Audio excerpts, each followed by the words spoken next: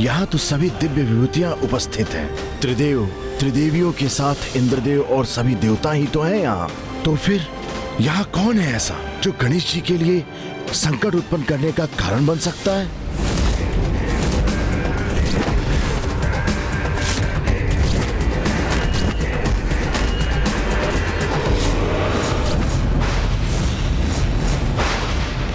उत्तर चाहिए मुझे ज्ञात करना है कि मैं किन का अंश हूं। उनका परिचय चाहिए मुझे। कौन हूं मैं? कौन है मेरे पिता? कौन है मेरे पिता?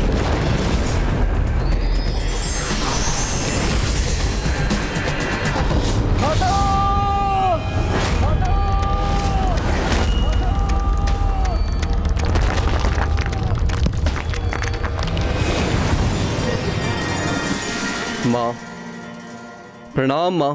क्या हुआ पुत्र? तुमने अपना तप क्यों भंग कर दिया? माँ, मैं तप करने का प्रयास अवश्य करता हूँ, किंतु मेरा मन विचलित हो जाता है, व्याकुल हो जाता हूं मैं। एक ही प्रश्न जो बार बार व्यथित करता है मुझे, और आपको ज्ञात है माता, क्या है मेरा प्रश्न? एक ही प्रश्न पर केंद्रित है मेरी अनंत जिज्ञासा। किसका पुत्र हूं मैं? किसका पुत्र हूं मैं? मेरे पुत्र हो तुम, भूदेवी के पुत्र। मैं ही तुम्हारी माता हूँ। आप जननी है मेरी, ज्ञात है मुझे, किंतु मेरे पिता कौन है उनका परिचय ज्ञात नहीं। वो मुझे ज्ञात करना है माता। मैं आज कुछ भी स्वीकार नहीं करूंगा। वर्षों से जिस उत्तर से आपने मुझे वंचित रखा है, वो आज आपको देना होगा माता। वो रहस्य आज आपको उजागर करना ही होगा। अरे वाह नंदी जी, इतने सारे उपहार, वो भी मेरे लिए। हाँ गणेश जी, ये समस्त उपहार आपके लिए ही हैं। अच्छा। पुत्र गणेश,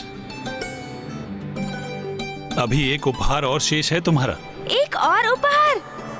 अच्छा मामा जी, तो कहाँ है वो उपहार? बताइए ना मामा जी, मेरा एक और उपहार कहाँ है? अवश्य।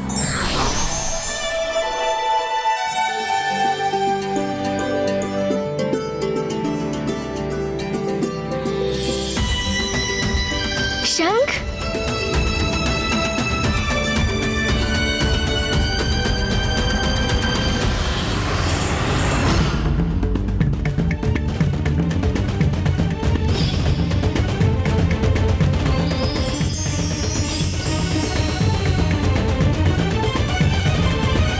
क्या हुआ, आप सभी इतने चकित क्यों हैं? ये मेरा शंख नहीं है, केवल शंख रूपी मिष्ठान है।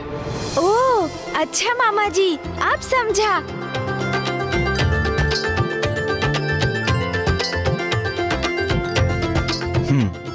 लाइए, दीजिए मामा जी।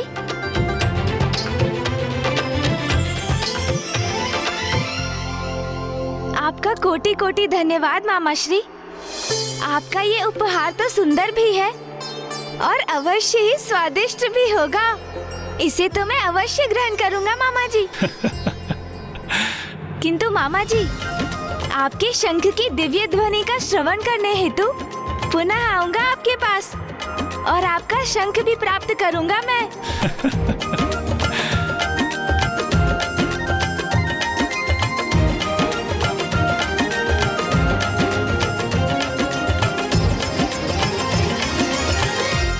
माता, क्या आपको ये ज्ञात नहीं?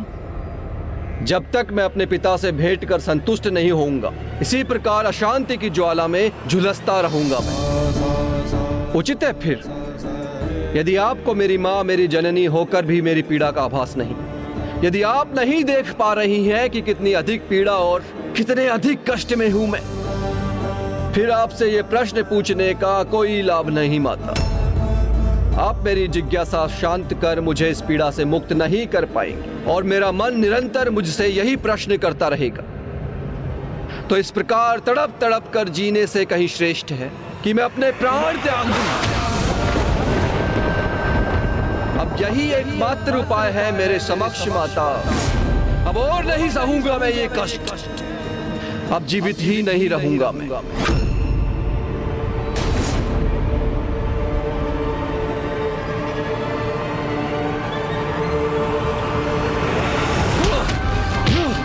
प्राण दे दूंगा अपने में, प्राण दे दूंगा माता। पुत्र भौम, इस अनर्थ को विराम दो।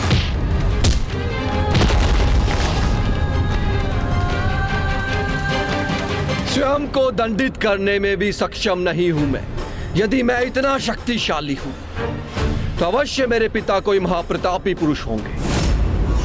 उचित है, मैं तुम्हारा उत्तर दूंगी तुम्हें। तुम्हारे पिता स्वयं जगत पिता महादेव है। पिता महादेव है।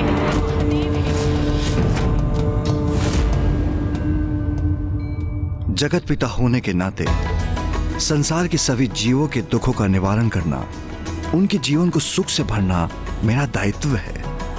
किंतु संसार के सभी सुखों और दुखों से परे अपने परिवार को, उमा को, अपने पुत्रों के साथ प्रसन्न देखकर मेरे हृदय को जो सुख, स्नेह और संतुष्टि और आनंद की अनुभूति हो रही है, वो सबसे भिन्न है। जगत पिता महादेव ही है मेरे पिता, किंतु ये कैसे संभव है?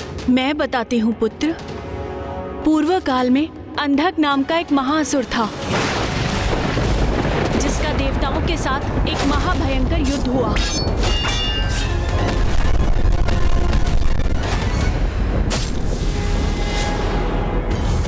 अंधक की दुष्टता को देखकर महादेव अत्यंत क्रोध में थे, जिसके कारण उनके मस्तक पर श्वेत की एक बूंद छलछला गई और वो एक बूंद जब नीचे गिरी तो उसकी अद्भुत ऊर्जा से एक नवीन जीवन का आरंभ हुआ। और जब मैंने उस नन्हे शिशु को अपने हाथों में उठाया तो वो क्रोधपूर्ण रुदन कर रहा था, क्योंकि महादेव के क्रोध से उत्पन्न स्वेद की बूंद से उसका जन्म हुआ था। महादेव द्वारा अंधकासुर के वध के उपरांत मैंने उन्हें इस संपूर्ण घटना का विवरण दिया। प्रणाम महादेव। मैं पृथ्वी हूँ। इस सृष्टि के सभी जीवों का जन्म मुझ पर ही होता है, इसलिए एक प्रकार से मैं उनकी जननी तो हुई, किंतु मेरा दुर्भाग्य देखिए कि मेरे अपनी कोई संतान नहीं। किंतु आज संयोगवश आपके श्वेत की जो बूंद मुझ पर गिरी, उसने इस बालक का रूप ले लिया। महादेव, मुझ पे कृपा करें। आप उसे मेरे पुत्र के रूप में भेंट दे दीजिए।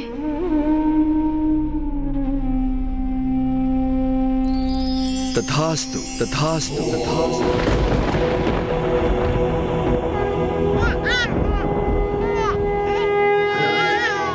देवी पृथ्वी आज से तुम्हारा पुत्र कहलाएगा और तुम्हारे नाम से जुड़कर इसका नाम होगा भौम, भौम, भौम। कि सत्य आज तक आपने मुझसे छिपा कर रखा माता। तुम मेरे पुत्र हो, मैंने तुम्हारा पालन पोषण किया है। मैं सदा तुम्हारी देखरेख करती हूँ और तुम सदा ही मेरे साथ रहते आए हो। और महादेव कैलाश में अपने परिवार के साथ निवास करते हैं। किंतु माता, मैं भी उनका परिवार हूँ। महादेव मेरे पिता हैं तो मेरे पिता पर भी मेरा अधिकार है। उनका स्नेह प्राप्त करने का अधिकार है मुझे, और उन्हें भी अपने इस पुत्र का परिचय प्राप्त करने का पूर्ण अधिकार है। पुत्र भौम, स्वयं महादेव तुम्हारे पिता हैं। इस सत्य को आत्मसात करना सरल नहीं, इसीलिए इसे समझने के लिए उचित समय लेना, उसके पश्चात ही कुछ करना। माता, आपने मेरी बात का मान रखा, मुझे मेरे पिता का परिचय दिया, किंतु अब जो मुझे उचित लगेगा मैं वही करूंगा। आवेग में आकर कुछ मत करना पुत्र। एक पुत्र का पिता पर अधिकार है, इसमें आवेग का प्रश्न ही कहाँ उठता है माता। और सत्य तो यह है कि मैं अपने पिता से भेंट करने के लिए बहुत प्रतीक्षा कर चुका हूं। कैलाश जाऊंगा मैं, ये निर्णय ले चुका हूं।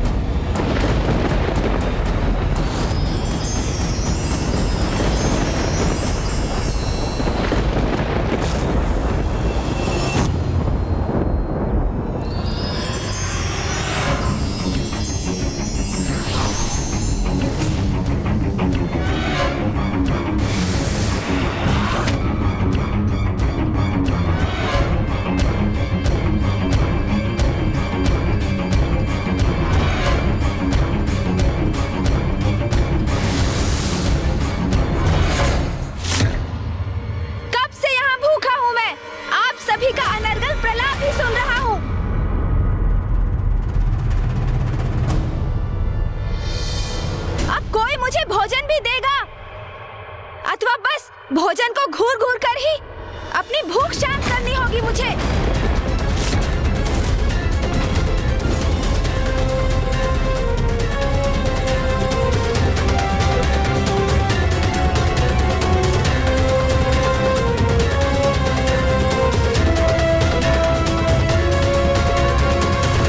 नहीं पुत्र, कैलाश जाना उचित नहीं और आज के दिवस तो कदापि नहीं। क्यों आज क्यों नहीं? ऐसा क्या विशेष है आज? आज कैलाश पर बहुत बड़ा उत्सव है पुत्र।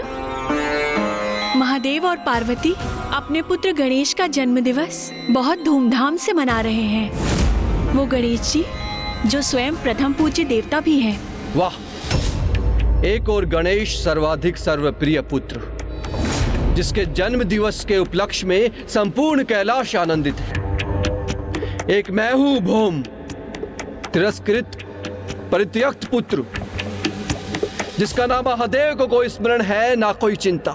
मुझे भौम के नेत्रों में गणेश जी के प्रति ईर्ष्या और द्वेष स्पष्ट दिखाई दे रहे हैं। कहीं इसके कारण उससे कोई अनर्थ न हो जाए। पुत्र भौम, तुम्हारा ये विचार महादेव को दोष देना सर्वथा अनुचित है।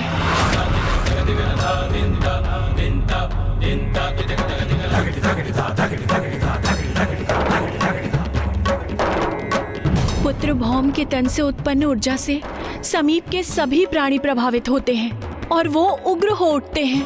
और अब जब वो गणेश जी के प्रति क्रोध और घृणा के भाव को अपने भीतर लेकर कैलाश गया, तो कहीं उसका कोई प्रतिकूल प्रभाव न हो, गणेश जी को कोई क्षति न पहुंचे।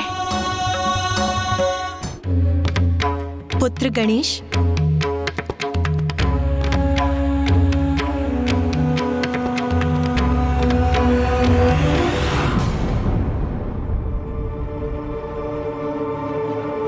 क्या हुआ माँ? ये सभी मुझे विस्मय भाव से क्यों देख रहे हैं?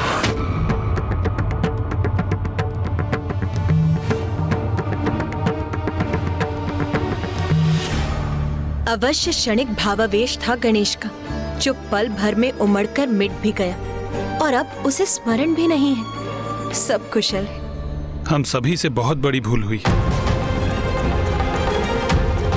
बहुत बड़ी भूल। हम सभी ने गणेश के साथ बड़ी निष्ठुरता का व्यवहार किया है। ये आप क्या कह रहे हैं भ्राता विष्णु? हम गणेश के प्रति निष्ठुर कैसे हो सकते हैं? हाँ बहन पार्वती, आज गणेश का जन्म दिवस है और हम सभी उसकी इच्छाओं की पूर्ति करने के स्थान पर विधि विधान और शिष्टाचार में बंधकर उसकी खुशियों को बाधित कर रहे हैं।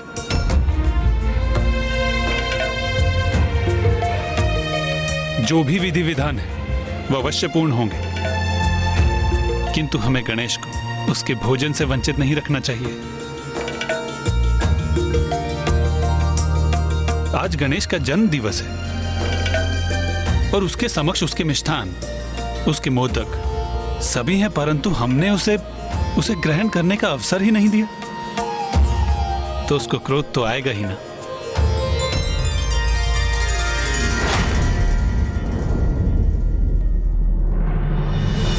उचित कह रहे हैं भ्राता विष्णु। भूख तो साधारण जीवों के हृदय में क्रोध जागृत कर देती है, तो फिर गणेश का क्रोधित होना तो स्वाभाविक ही है। आप उचित कह रहे हैं भ्राता विष्णु।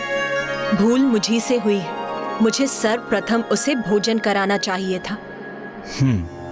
हाँ माँ, मुझे अत्यंत भूख लगी है, जो आपके हाथों से मोदक खाकर ही तृप्त होगी। आप मुझे खिलाएंगी ना माँ? खिलाइए ना माँ।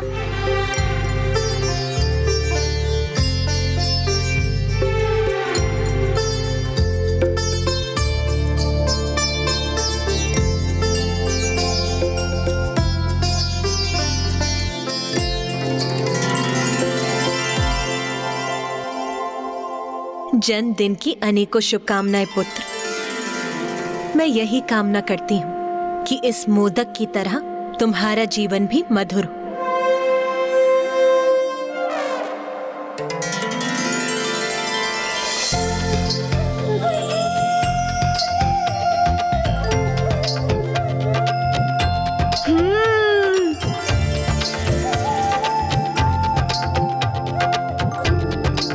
अति स्वादिष्ट।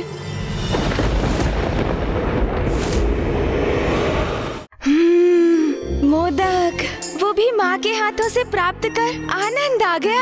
आहा, पिताश्री, माँ ने तो मुझे इस उत्सव से चकित किया है और भैया ने मेरी रुचि के अनुसार यहाँ की सज्जा की है।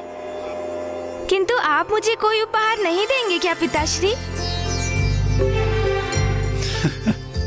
सर्वथा उचित प्रश्न किया है गणेश ने। कहिए महादेव, आप अपने पुत्र के जन्म दिवस पर कोई उपहार नहीं देंगे?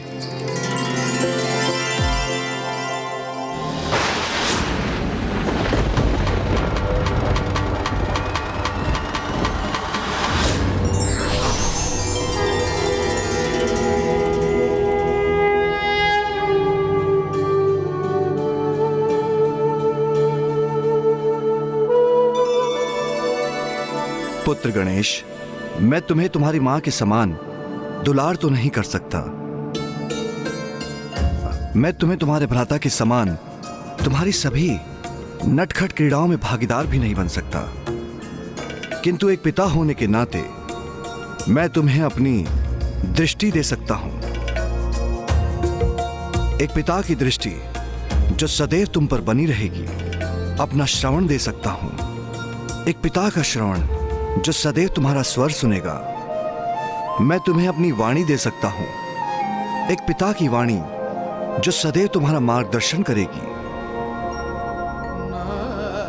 मैं तुम्हें अपनी भुजाएं दे सकता हूं, एक पिता की भुजाएं जो सदैव तुम्हारी रक्षा करेंगी, अपना संरक्षण करने हेतु तुम्हें अपने भीतर भर लेंगी। मैं तुम्हें अपने कंधे दे सकता हूं, एक पिता के कंधे जो सदैव तुम्हारा दायित्व का बोझ उठाने में सहायक बनेंगे। जन्म दिवस तो तुम्हारा है पुत्र, किंतु जिस दिवस से तुम हमारे जीवन में आए हो, हमारे लिए वरदान स्वरूप हो, हमारे जीवन के अमूल्य उपहार हो तुम। जन्म दिवस की शुभकामनाएं पुत्र। कर्पूरगारं करुणावतारं संसार सारं भुजगेन्द्रहारं सदा वसन्तं हृदयारविन्दे भवानी सहितं नमामि। आयुष्मान भव।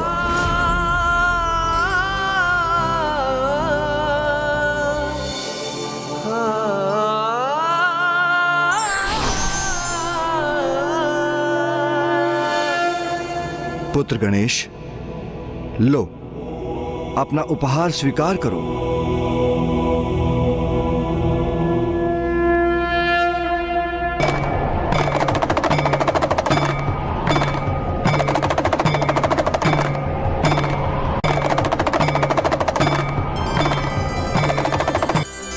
धन्यवाद पिताश्री, इससे तो मधुर ध्वनि भी उत्पन्न होती है। पुत्र गणेश, मैंने तुम्हारे मामा के विपरीत तुम्हें एक वास्तविक डमरू प्रदान किया है।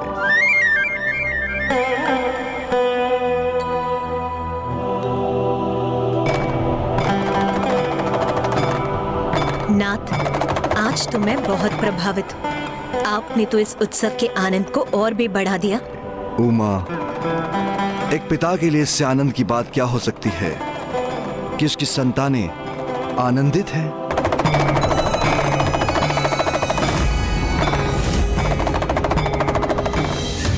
जगत पिता महादेव का आशीष है प्रथम पूज्य गणेश को, वो कैसे व्यर्थ जा सकता है? तो गणेश जी पर कोई संकट कैसे आ सकता है? कदाचित चित्रगुप्त जी से ही अपनी गणना में कोई भूल हुई है। और वैसे भी मंगल मूर्ति विघ्नहर्ता गणेश का कोई ग्रह दोष कैसे अमंगल कर सकता है? वो तो स्वयं परम ब्रह्म है।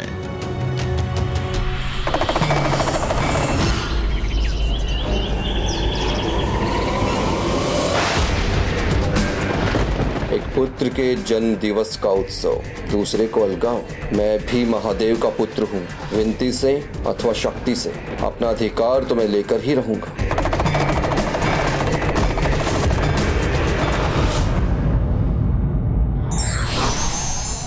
परिस्थितियों का दास बन हम अपने आचरण के विपरीत व्यवहार करने लगते हैं, जो सर्वथा अनुचित है।